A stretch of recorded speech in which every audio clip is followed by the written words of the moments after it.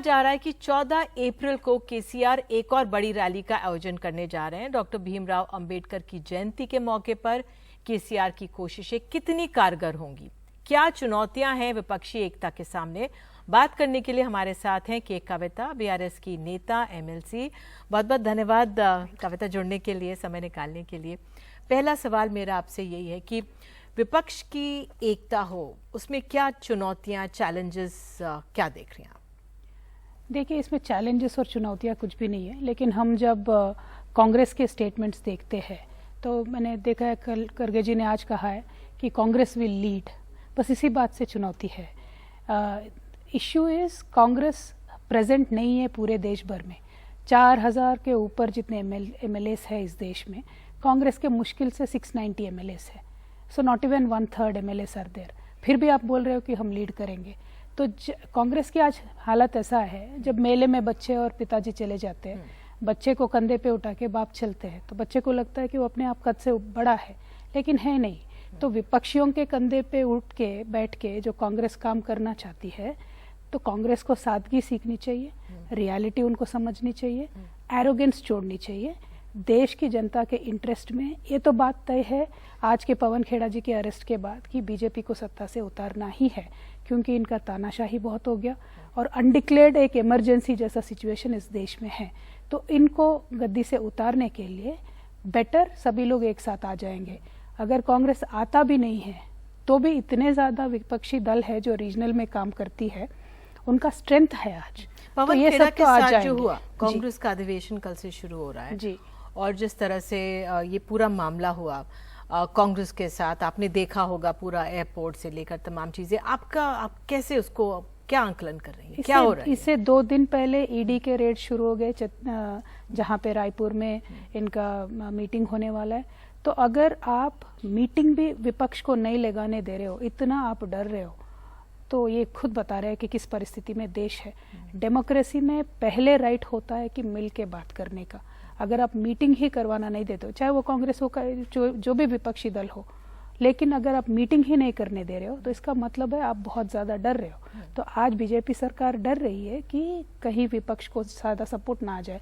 देखिए, आज मैं आपसे एक बात बताना चाहती हूँ। 25 जनवरी 2023, इससे पहले बीजेपी का इमेज कुछ और था, आज बीजेपी का इमेज कुछ और है। उस जनवरी 2023 से पहले हमेशा मोदी जी एक बात कहते थे कि मैं ना खाऊंगा ना खाने दूंगा, लेकिन 25 जनवरी के बाद जिस तरीके से ये थोड़े लोगों को प्रोटेक्ट करना चाहते हैं, जिस तरीके से हिंडनबर्ग रिपोर्ट आने के बाद जिस तरीके से 1-2 ग्रुप्स को प्रोटेक्ट करने के लिए मोदी जी जो चुप्पी साधे हैं, वो आज देश की जनता जानती है।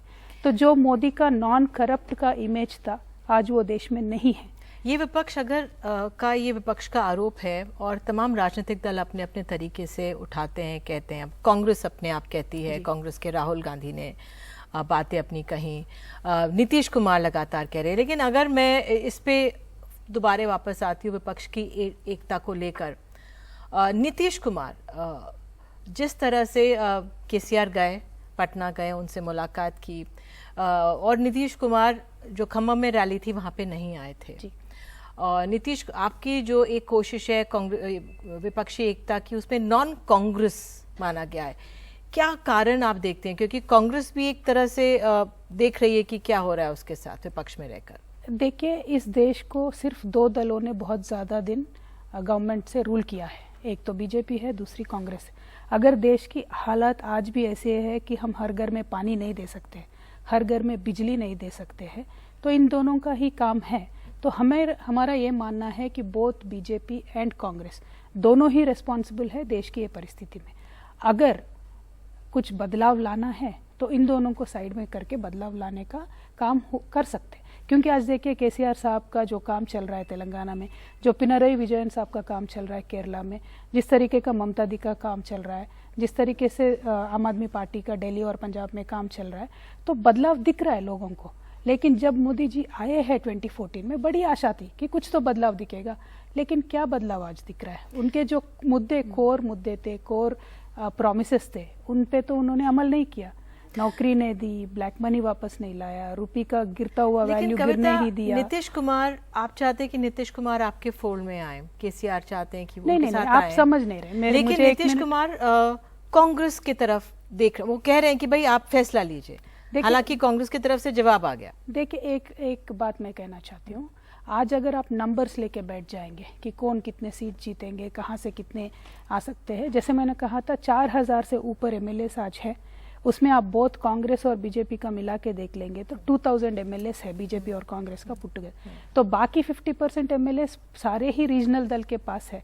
नीतीश जी ने कहा और कांग्रेस ने जवाब दिया, बहुत अच्छी बात है। अच्छी बात है कि कांग्रेस ने इतने दिनों के बाद रियलाइज करा कि उनको सबके साथ मिलकर काम करना तो है। देरी करिए, मतलब बिल्कुल बिल्कुल, लेकिन अब उनको ये एरोगेंस छोड़ना चाहिए कि हम लीड करेंगे, वो पॉसिबिलिटी नहीं है। आपको कंधे से कंधे मिला के काम करना है, सारे सबके साथ मिलके चलना है, तभी यूनिटी बन सकती है। अगर आप बोल रहे हो कि मैं लीड करूंगा, तो कहाँ से लीड करोगे? आप मुश्किल से 3 स्टेट्स में गवर्नमेंट में हो, बाकी 3 स्टेट में आपके बहुत ही ना के बराबर एमएलए से, जहाँ पे आप गठबंधन के सरकार में हो, तो आप कहाँ से लीड करोगे इस देश? ममता बनर्जी, अब अप्रैल में जो इनवाइट भेजा है केसीआर ने, मैं देख रही थी कि तमाम इनवाइट्स के लिए हाँ आया, लेकिन ममता बनर्जी ने अभी तक नहीं, हमने इनवाइट नहीं किया था। ममता दी का उस टाइम पे कुछ बिजी शेड्यूल था, नीतीश जी का भी पाद यात्रा चल रहा था, इसलिए इनवाइट नहीं किया था। जो 14 अप्रैल वाला सभा है, उसमें दूसरे दलों को भी हमने बुलाया है, तो तब का रिजल्ट आप देखिए। तो हम ये नहीं चाहते, देखिए सारे मुख्यमंत्री है, बिजी नेता है, तो सबको एक साथ एक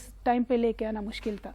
वैसे भी लोगों को लगातार ये याद करना था कि विपक्ष एकजुट है, तो 3-4 अलग अलग रैली करने का प्लान है। अप्रैल में जो रैली हो रही है उसमें क्या ममता बनर्जी आएंगी? फिलहाल आज तक तो मुझे नहीं मालूम है इनविटेशन गया है कि नहीं, क्योंकि मैं दिल्ली में हूँ 2-3 दिन से। लेकिन ममता जी के साथ कोई अड़चन नहीं है, क्योंकि केसीआर साहब खुद जाके मिल चुके हैं, लास्ट टाइम भी मिल चुके हैं, काफी बार बात करते ही रहते हैं, ऐसा कोई प्रॉब्लम नहीं है। देखिए, ऐसा कोई किसी दल से किसी दल को प्रॉब्लम नहीं है जो डिस्कस करके सॉल्व किया जा सकता है। प्रॉब्लम सिर्फ 2 पार्टी से है, या बीजेपी या कांग्रेस। दोनों नेशनल पार्टीज को लगता है कि रीजनल पार्टीज का कुछ मायने नहीं रखता है, लेकिन आज के तारीख में वो परिस्थिति नहीं है। रीजनल पार्टी स्ट्रांग है और वो उन्हें हमें स्पेस देना चाहिए। कविता, एक ये मैथ्स है, एक ठीक है आप नहीं चाहते कांग्रेस को साथ में रखना, ये 2 बड़ी पार्टीज है, लेकिन जो गणित है वो कहता है कि कांग्रेस को साथ रखना पड़ेगा। 209 सीटें लोकसभा में, कांग्रेस दूसरे नंबर पर आई, 15 राज्यों में कहा जाए इनके सब जो सांसद इनके आते हैं मिलाकर, तो जो गणित है, जो जानकार हैं, जो मैथ्स देते हैं, वो कहते हैं कि कांग्रेस को साथ लेना पड़ेगा। और शायद इसलिए नीतीश कुमार बार बार चाहते हैं किसी भी तरह, अगवा में नहीं लेकिन किसी भी तरह कांग्रेस साथ में रहे। देखिए, गणित का ही मैं बात कर रही थी। जितने एमएलएस मैंने बताया उसमें तो 1/3 भी नहीं है, दोनों का मिला के बीजेपी कांग्रेस का लेके। बीजेपी का 1/3 है, कांग्रेस का तो बहुत ही कम है। आप अगर लेजिस्लेट एमपीस में देख लीजिए, कांग्रेस का 55 से ज्यादा नहीं है। कहाँ से गणित आगे आता है? जितने भी कांग्रेस के अलायंसेस है, सबके यूपीए के सब सारे पार्टीज के 1 या 2 सांसद है। बड़े बड़े जितने भी पार्टीज है उनके साथ अलायंस में कम है। डीएमके एक है, बट बाकी पार्टीज तो कंफ्यूज्ड है। तेजस्वी जी का हमने बयान हाल ही में देखा था। लेकिन अल्टीमेटली मुद्दा ये नहीं है कि विपक्ष कैसे जुड़ती है, कैसे जुड़ सकती है। मुद्दा ये है कि विपक्ष का कॉमन गोल क्या है। विपक्ष का कांग्रेस का ये कहना है, मैं बार बार इसलिए कांग्रेस का पूछती हूँ क्योंकि कांग्रेस का ये कहना था कि हम ही एक ऐसी पार्टी है जिसने कभी बीजेपी के साथ समझौता नहीं किया, और तमाम जो अपोजिशन में लोग हैं, कभी ना कभी वाजपेयी जी के दौर में मंत्री रहे, साथ रहे, सपोर्ट किया। कांग्रेस का ये अपना, आप उनको कह सकते हैं कि वो पहले की बात थी, लेकिन ये उन लोगों का आकलन है। और बीआरएस पर भी, टीआरएस पर भी ये कहा जाता है कि सीधे तौर पर नहीं, लेकिन कभी कभी बीजेपी को बेल आउट किया है, कभी एब्सटेन कर या तो जो एक वो विश्वास, उस पर आप क्या कहो? देखिए, कांग्रेस ने कभी बीजेपी को सपोर्ट नहीं किया, ये हिस्ट्री वाली बात है, पुरानी बात है। कांग्रेस अभी वो कांग्रेस नहीं है जो 1980s में 90s में थी, वो कांग्रेस अभी नहीं है। आज के डेट पे क्या कांग्रेस बीजेपी का मुकाबला कर सकती है कि नहीं, वो मुद्दा इम्पोर्टेंट है। कर सकते हो आप, जीत सकते हो आप, तो आप बराबर कोशिश करो। लेकिन जहां जिस क्षेत्र में आपको लगता है कि आपको ज़्यादा सीट नहीं मिलने वाले हैं, वहाँ क्षेत्र में आप सबके साथ मिलके काम करो। अगर आपका सिंसियर एफर्ट है कि बीजेपी को हटाना है देश से, हम मानते हैं बीजेपी को हटाना ज़रूरी है, क्योंकि इनके इतने सारे इश्यूज है, इनको नहीं हटाएंगे तो देश के फ्यूचर के लिए खतरा है, ये हम मानते हैं। तो क्या कांग्रेस सिंसियर है ये मानने में? अगर सिंसियर है तो वो एफर्ट करे, वो भी सबको साथ लेके चले। इतना एरोगेंस क्या है कि बोलेंगे कि हम लीड करेंगे? आप कौन होते हो लीड करने वाले? जनता लीड करेगी ना। जनता जिसको ज्यादा मदद देगी, जनता जिसको ज्यादा सीट देगी, वो लीड करेंगे। और आज तेलंगाना में देखिए कांग्रेस का हालत क्या है, तमिलनाडु में देखिए हालत क्या है। हालांकि गठबंधन सरकार में है वो, ऐसा नहीं है कि नहीं है, लेकिन हालत उनका क्या है। तो वो एरोगेंस जब तक कांग्रेस पार्टी नहीं छोड़ेगी तब तक डिफरेंस। हाँ बिल्कुल, जो गणित में जो तमाम वोट शेयर अगर बीजेपी का 37.30% है देश भर में, तो इनका 90.40 और 7 पार्टीज का मिलाकर 19% है। लेकिन बार बार यही कहा जाता है कि चलिए अगर हम कांग्रेस से हटते हैं, क्योंकि कांग्रेस को मेन ऑपोजिशन माना जाता है, आप ये कह रहे हैं कि कांग्रेस अहंकार ना करे, लेकिन विपक्षी दलों का भी अपना अपना अहंकार है। अब कल ही हम देख रहे थे मेघालय में ममता बनर्जी और राहुल गांधी जब वो प्रचार कर रहे थे तो एक दूसरे पर तंज कस रहे थे। तो इनको भी साथ लाना, अगर आप ना भी लाएं उनको तो साथ लाना, क्योंकि 24 एक ऐसा इलेक्शन है जिसमें ममता बनर्जी भी अपने आप को, उन्होंने जिस तरह से मात दी है बीजेपी को उनके राज्य में जब चुनाव हुए थे, तो वो नीतीश कुमार ने तो अपनी पूरी बागडोर, अब कह रहे हैं उन्होंने कह दिया तेजस्वी को दे दी। तो ये सब राष्ट्रीय परिकल्पना कर रहे हैं ये लोग हैं। तो इस मामले में आप देखिए तेजस्वी जी ने क्या कहा था। तेजस्वी जी ने कहा था अगर कांग्रेस के साथ गठबंधन नहीं होता तो हम जीत जाते, और उन्होंने एक भी बात ये कहा था कि जिस राज्य में रीजनल पार्टीज पावरफुल है कांग्रेस को सोच के चलना चाहिए, हमें लीड देना चाहिए। वो तेजस्वी जी का खुद का वक्तव्य है।